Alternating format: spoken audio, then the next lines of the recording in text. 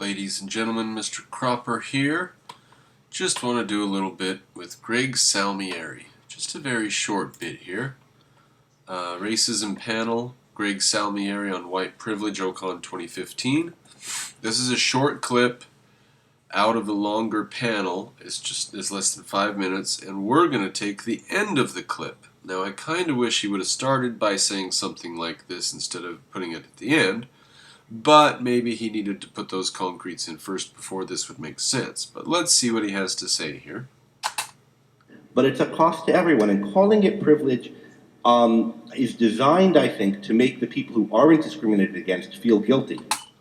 So we're talking about white privilege.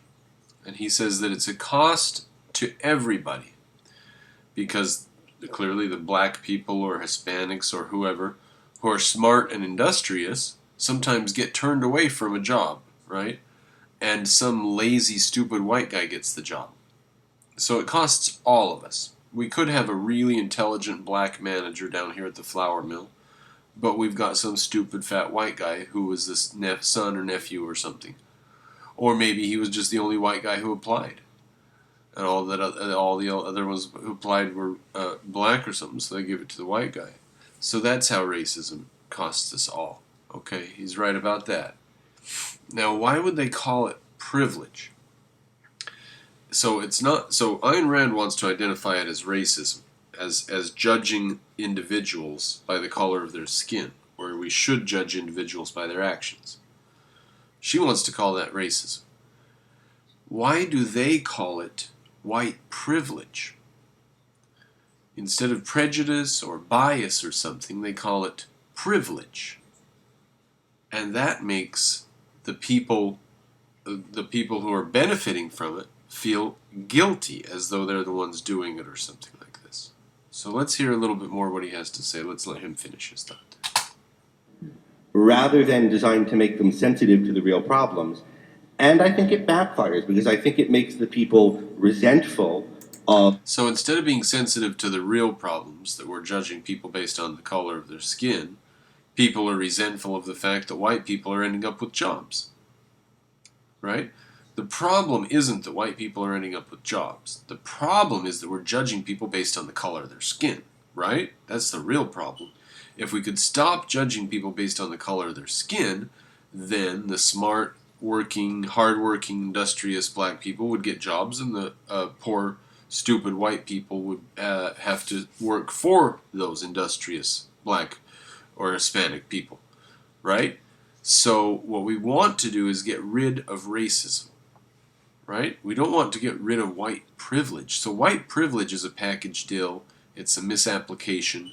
It's a wrong concept, right? Racism exists. Prejudice exists. Bias exists. Let's talk about them, talk about where they exist, and get rid of them. And talk about why they shouldn't exist.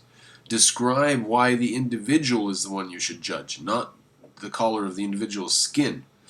And you can come in with statistics. Your statistics won't tell me anything about an individual, will they? You have to admit that, don't you? You show me statistics. 85% of murders are committed by black people. And I say, well, here's my friend Daquan. Tell me about Daquan. You say, oh, I don't know. I'd have to know about his exact story. Exactly. Statistics don't tell you anything about individuals. They might tell you which neighborhoods to send more police officers to, but you probably don't even need to know that. You just need to know which neighborhoods get the most 911 calls from. It's not like you drive around in white neighborhoods and see things exploding and blowing up and gunfights. Okay, now I'm being racist, right? Okay. Well, anyways, let's get back to this and let him... I'm going to back up a bit because we want to get the thought here. Feel guilty, rather than designed to make them sensitive to the real problems. And I think it backfires because I think it makes the people resentful of the people who they're told to think they have privilege. It makes them feel guilty, but also resentful. I don't think it's morally just to use that term, and I don't think it'll be effective in combating bigotry. Now, I thought he meant there, I took him to mean that it makes the white privileged people feel resentful.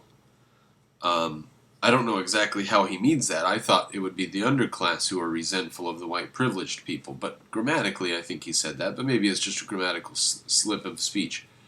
But any which way, he is pointing out that it introduces a tension and an anger between the two sides, which is not necessary, right? We can get rid of racism, and we can get rid of racial bias. That's the path to equality, not reveling in it.